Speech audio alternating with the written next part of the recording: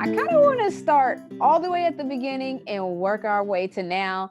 Born in Pittsburgh, you've been a winner since the beginning. You started doing the USA national team because I was doing the same. You started at under 16. You went all the way to under 23. What was it like being basically really good young? I wasn't really good young. I was really bad. Okay. Like, if I we're like gonna that. talk, But so why? Tell me when you noticed you started to get better then. yeah. So I was like really bad. Like my parents were embarrassed bad when I first started, like 6 years old on the soccer field, and I used to like run over there. They tell me the story that I would run over there and be like, "Mom, is it okay if I like stick to softball?" She's like, "Totally, totally fine." That's how bad I was. Okay, and Okay. but I've always been like the type of kid, and I still refer to myself that way because that's what it feels like. It that like loves the struggle, the work, and so to me, like I was just having fun with my friends out there, and I think when I stopped worrying about being good or bad, then I could just see myself become like the player and the athlete that I was in all the other sports. And so it was more. I don't think there was any like one time where I was like, she got it. It was more of like, wow, this is really fun. I'm having a blast. And then as I'm having so much fun, I think that's when it started to click.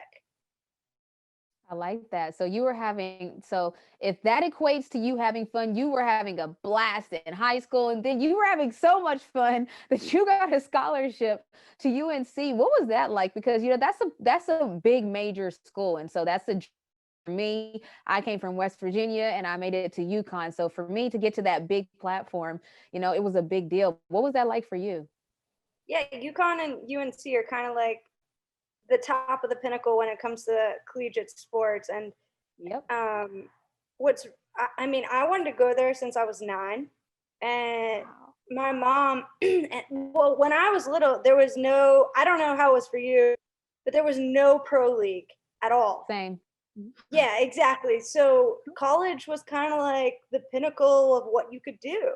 And Yeah. I knew that UNC was the best. And my used to take these spontaneous trips, and she would just pull me out of school on a Friday, and we'd head out to the mountains or do something fun. And this one time we decided to go to the in North Carolina. And so we drove down, and on a Friday night at 7 p.m., UNC was playing against, I have no idea who, but we stopped and we watched them.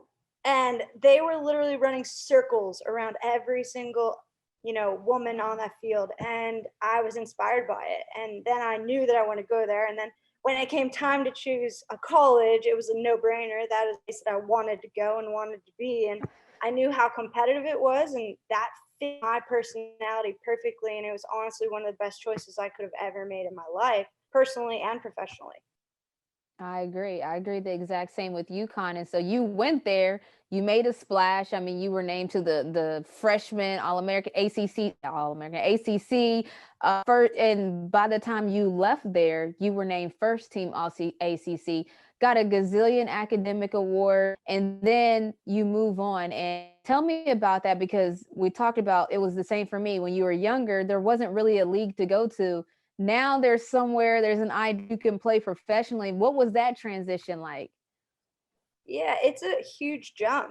It's a big jump Mm. between level and at this point it was the WPS. And Yep. so I got drafted into the WPS, and I went down to Florida, and I jumped there, and I thought it was going to be exactly like UNC, and I'm yelling at everybody and I'm telling them what to do and I'm acting like a little chump.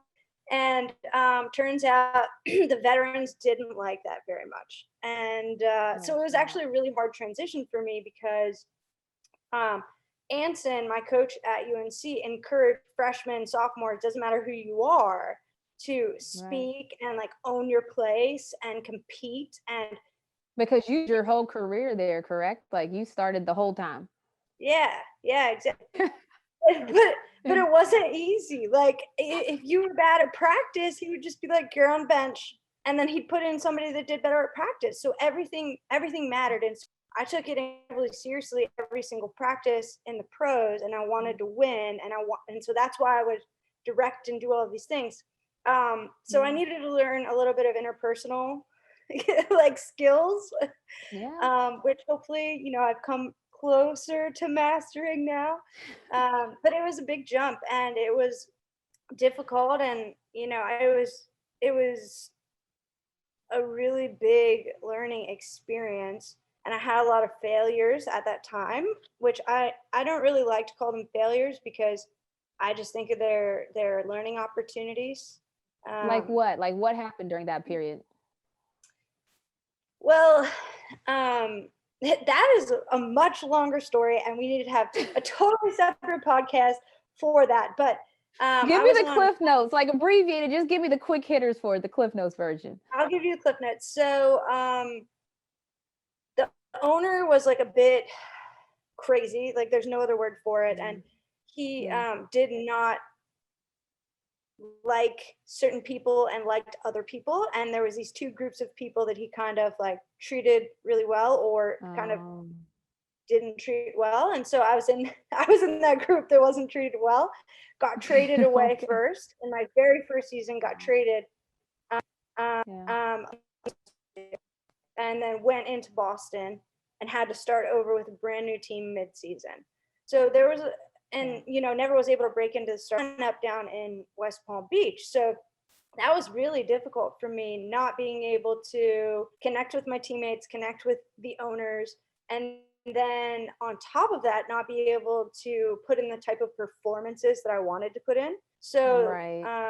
then up to Boston, it was actually a blessing because it allowed me to have this fresh start to kind of replay my rookie season, and it turned out very differently. Yeah, so that's it's Yeah, so interesting because that's I think we've all kind of went through situations like that. Um, I'm curious though, what was it like? Because you went through these difficulties. They were here in US, but you're one of the players kind of like again, there's so many things similar in soccer and women's basketball. You went over to Sweden to play, in a whole nother country. So I've yeah. had experiences overseas. What was that like just still trying to find your footing? Now you're over in another country. What is that like? Yeah, Sweden. Okay, I think there's you can tell me if you feel the same way, but there's certain things in your career that you look back and you're like, wow, that is one of the very best decisions I could have ever made. That was a Yeah, blessing in my life. definitely. And so there's these certain like UNC, that's one of them. Sweden is definitely the next choice slash blessing, whatever you want to call it, that really had a huge impact on my life. And I loved going over there because the Swedes are so different than Americans. They just Yeah. show up to practice and they're like, "This is fun," and then they like just go home and they're like not bothered by anything, and they had like Yeah. a much better tactical sense than I think Americans did at the time. They were incredibly technical. And so it was like I was being bombarded with new language, new foods, new people, Yeah. new culture. How do I even get to practice? Like I didn't even know how to drive a stick shift car at that point, and I had Me to neither. learn very quickly. So there was just like all of these new things blasting at you Yeah. that you had never experienced before, and it's all happening at once. And so it was a huge learning experience soccer wise, but also life wise. And what's really cool about that is it allows you to kind of take things as they come more easily. So then Yep. when you go back to your own country, you're like, oh man, I remember that time in Sweden that this crazy thing happened. And then I've been everything there. feels easy when you get back here. No, I've literally been there. So that's why I like to ask. Like, not a lot of athletes know what it's like to play in your home. Like, and when I say home, meaning America, because a lot of us don't play in our actual home, but we're playing in America. That feels close enough. LaMelo Ball was the closest that like a lot of men's basketball players are relating in a sense of the media and seeing like, wow, it's a struggle to play overseas in a sense of talk about you played overseas in Sweden and then now back to the NWSL. Well, I shouldn't say back because it's new now, but talk about that, knowing that you're now going to be able to play back in America for a new soccer league. Yeah, I was actually really disappointed that I had to leave Sweden. That's how much I liked it. I wanted to Oh, resign and wow.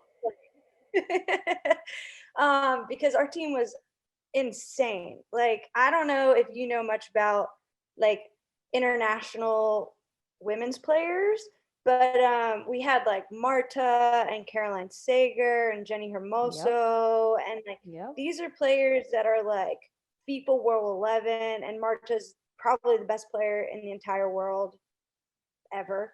So Yeah. it was crazy to play on that team, and we actually went to the Champions League final. So I didn't want to come back, so it was a real struggle.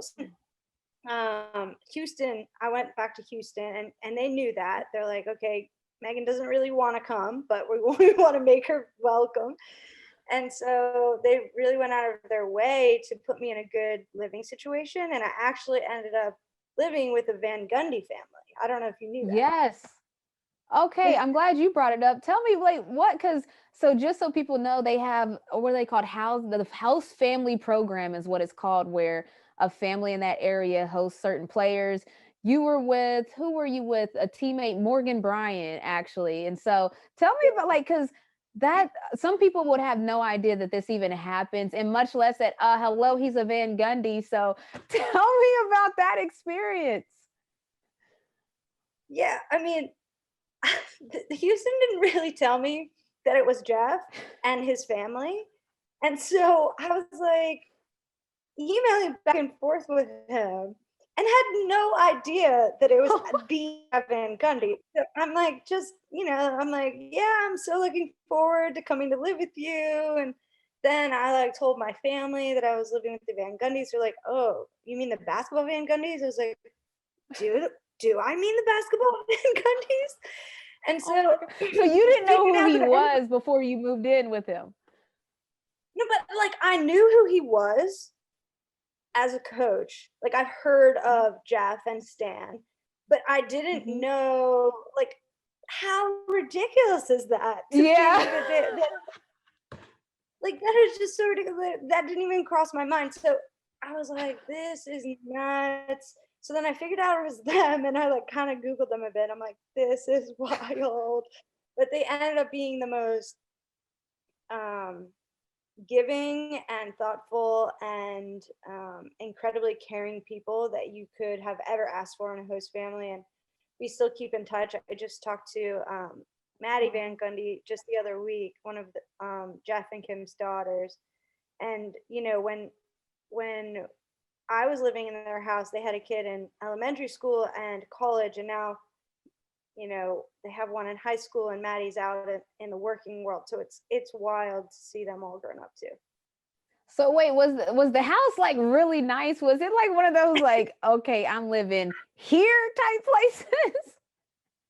Okay, Houston is a crazy city for a lot of reasons, and one of them is like that you can have these incredible houses in the city, like in the middle of the city with a Like yard. in the heart. Yes, and that doesn't happen. Like you can't just go to New York and buy a plot of land and have a No. house with a front yard and a backyard. You know what I'm saying? Like that doesn't happen. No. So that is but that's how Houston is. And Wow. there's a lot. So it was awesome because they were incredibly generous, and like they made me feel so at home. And I had like my own little room with my like Wow. own closet. And Kim was so funny. She even got me. She was worried that I wasn't gonna like feel like I wanted to use all of their stuff, so she got my own fridge to put up in my Wow. room. What? You had your own bachelorette pad. What are we talking about here? I know. And so they were just like the coolest family. And I'm sure if I wanted to, that I could have had like my own separate life and just kind of been like Yeah. passerby in their lives. But I didn't want it to be that way because they're amazing. And they really became my second family down in Houston, and we would just like I would cook for them. We would do pancake Sundays, and we would watch together or go out by the pool. Like we just really spent a lot of time together, and it was honestly the coolest.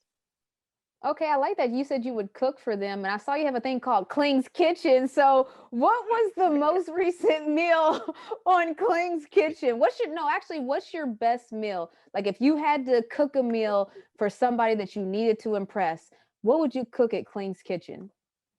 Oh wow, wow, wow, wow. That is a tough question. Honestly, of all the questions so far, that is the hardest. If I had to really impress somebody, I think that I would do my mom is like a crazy chef, like so good. I don't even call her a cook, I call her a Oh, chef. Okay. hmm. And we're really Italian, so food's really important to us. So we would Right. always sit down around the table and connect over really, really good food. So my mom is a specialist in sauces and soups. Like those are her Mm. very best dishes. So she makes this marinara sauce, and she doesn't have a recipe, by the way, which makes it impossible It's for me to learn from her.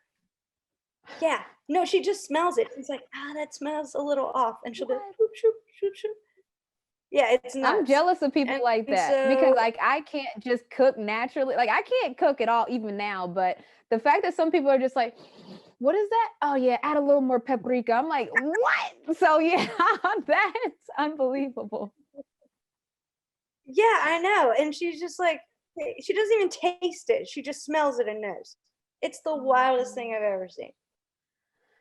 Okay, Crazy. so I But she like makes this. this Let's move off the field stuff because you have a lot going on too. You have a clothing line that you started, right, with a group of your friends. Tell me about this because that's okay. I like that. Rooted at the source. Tell me about it.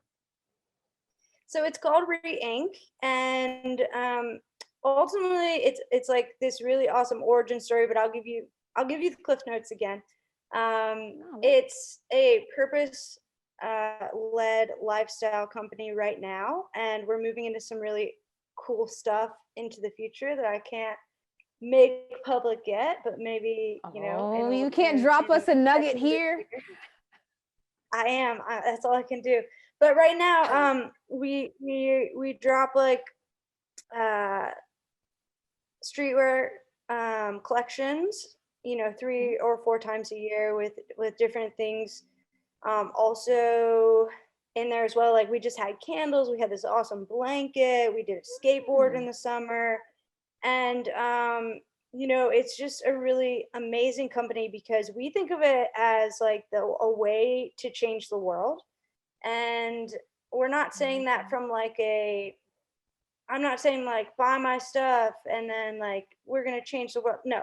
What we think is that, if we can create a company that is based off of some really amazing values and ideals about being change makers and equity and equality and things like that, I like that. when it does become big, then we actually have the type of clout to ensure that other companies that work with us and are around us and people that are going to work for us have those same values and ideals. And so then, when you're one of the tastemakers in the world and you're powerful, you get to kind of set the ground rules. And so to Yeah, us, that's really important to create a company that becomes big enough and a is seat at the table. able to create that change. I love that. Re-ink is a way to get at the table. I like that. That's a good I mean, because you're right. And just to kind of piggyback on that, basically whoever has the most influence can influence the most. And so if you create a brand, create products that have a lot of influence, have a lot of reach, well then you can insane and in turn do the same. And you guys want to do it when you do get to the seat at the table. That's when you want to do the good stuff. I get it. I love it. Speaking of you guys, speaking of culture, you were involved in FIFA. I think it was FIFA 16. I think when you guys, were involved and we just kind of the WNBA, we kind of just had our first taste at it recently in the video game space. What was that like seeing yourself like as a on the game? I mean, I don't know if you're a gamer, but even seeing yourself on the game, what was that like? Yeah, I played myself one time, and it's never good when you're like better like on the screen than you are in real life. So I stopped that real quick. But it is really cool. I mean, like, it's nuts. Did you get to stand in the thing that they kind of like hook you up to all the Yeah. little patches, and then they like Oh, we kind of didn't do have the the like actual three? ball, so we kind of just stood in the truck and like did that one. Oh yeah, that's probably like the newer one. To like No, get I like think they yours was probably the have like fancier one. I think like you went like all in. Like they got like they probably got like your teeth and everything. Like they went all in on you guys.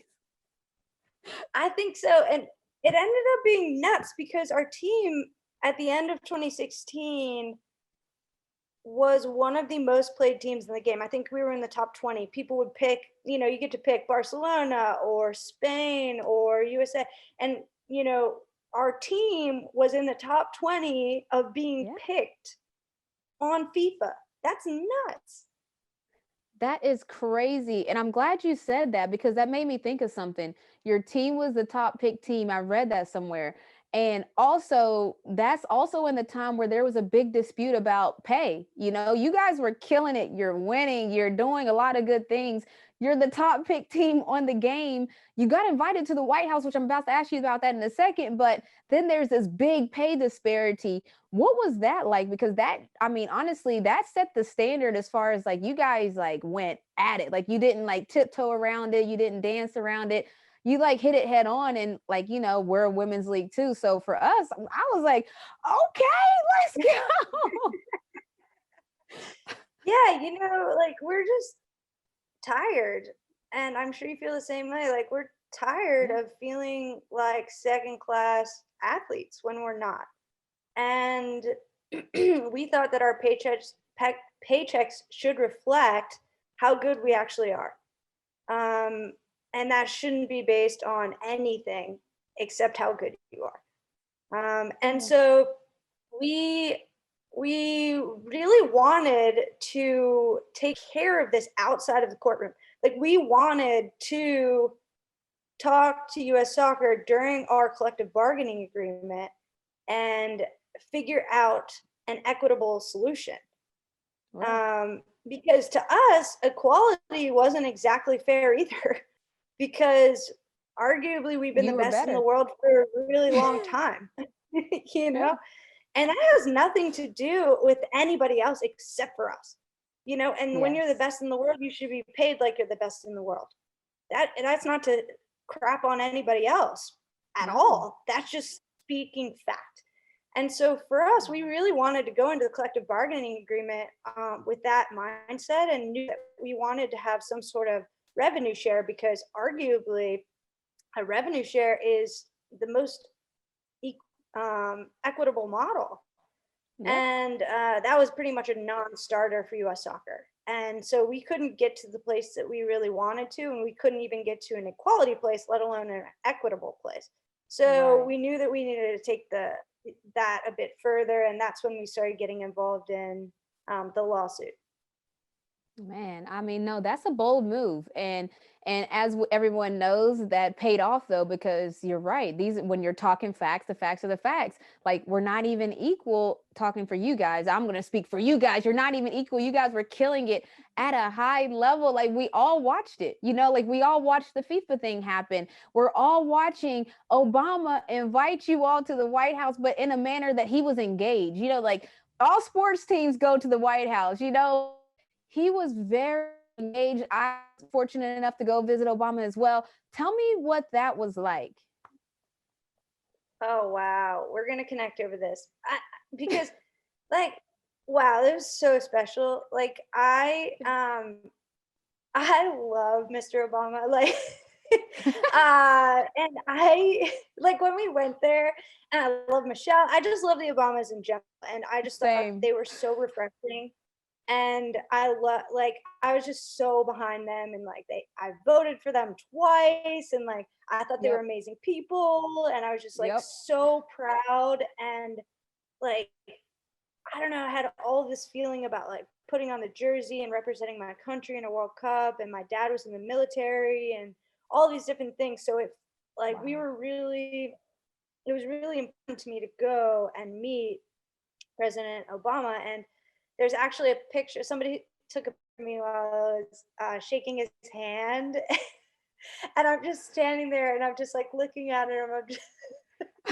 like I'm just like so an happy. admiration, like Oh, so much awe. Yeah, I'm just so proud of the way that he like conducts himself and like yeah, who, I mean, like probably wouldn't have said that 4 years ago, but now that's a compliment. And I'm proud of the way right. that he conducts himself and his policies and the way he goes about his business and the way that he tries to make change. And so meeting President Obama was one of the coolest things that I've ever done. I don't know how you feel about it, Oh, but I'm same. sure it is. Same. We are the Yeah. same. Nah, like that's why Yeah. anybody that's met President Obama or had that White House experience with him, I think it's different. Like, because all presidents aren't necessarily going to be sports fans. So it's always going to be a little bit different depending on what kind of fan they are.